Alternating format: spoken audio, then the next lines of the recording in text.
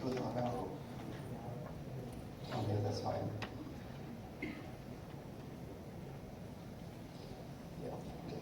So, taking out back here. Okay, now move laterally. This muscle here is rectus abdominis. This is, with this white line could be two things. There is a double line here. You see it's a double line?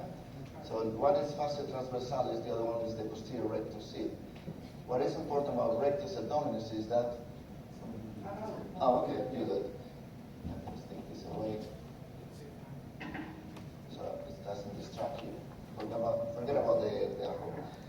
So the rectus abdominis is this muscle on the top, okay?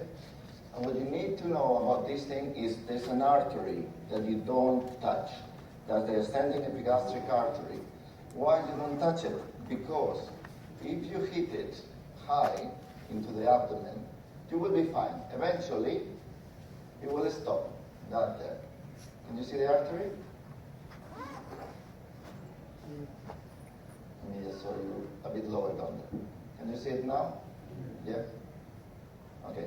If you hit that artery under the fascia transversalis, your patient will bleed to death. If you hit it above, that artery eventually will stop bleeding because it's stopped by the posterior rectus sheath. So always keep in mind of that artery, stay away from it. Okay? Once you know that, you can move one side or the other one, but away from the artery. Can you see some artery branching and breaking the muscle through the middle? Yeah.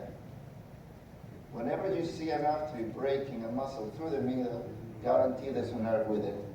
So that white line there in the middle is a rectus sheath block, a posterior rectus sheath block. Right? So I'm moving laterally, I'm going laterally. This is the edge of the rectus abdominis. And once you get to the edge of the rectus abdominis, you will move and you will see three muscles. External, internal, and transversus. Okay? That's an average. The internal oblique is double the size of the external oblique. The internal oblique is done. Okay? I'm just trying to work it a little bit. And now you want the 3 layers. Okay? 3 layers. So the TAP block aims to block in between the internal oblique and transversus abdominis there. It's a relatively easy plane to dissect, not always perfect. Theoretically, if you want to be precise, you have to be under the fascia on the plane between internal and transversus abdominis to put your local, but there's no study that confirm that. But that's the plane for it. Now, this is a pretty standard TAP block. You can get fooled one thing about the TAP blocks, that if you are too low, the external oblique disappears, and that is when you are at the level of anterior superiority of the spine. So I'm going to go with my probe down, focus on the external oblique, and you will see eventually disappearing there. Okay, you see the anterior superiority of the spine. I was quite in there. Can you see now? External oblique has disappeared, and you've got a very big internal oblique and a transversus abdominis. This can fool you with your counting and with your muscles.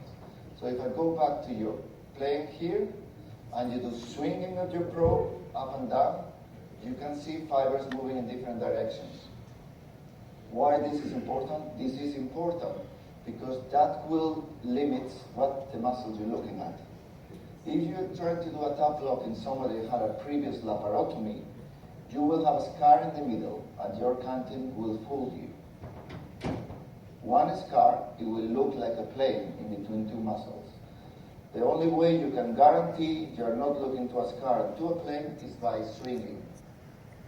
Yeah? And seeing that. So that's what about TAP blocks is about. Now I'm going to go a little bit higher up. Now this is the standard classic TAP block. I want you to focus on the internal oblique. The transversus abdominis. Just at the medial edge of it. Okay? And remember, this is the rectus abdominis. Okay? And this is the transversus abdominis here. Now I'm going to move up with my probe all the way up. Sorry. Okay, let me just show you the transition. Because the important thing to know about muscles is transitions. So let's go back to this position. That's the transversus abdominis. And now when I move up, you will see that transversus abdominis eventually getting under the rectus abdominis. Can you see? It's going on the rectus abdominis there. Okay? When you see transversus abdominis under rectus abdominis, this is a subcostal tap block.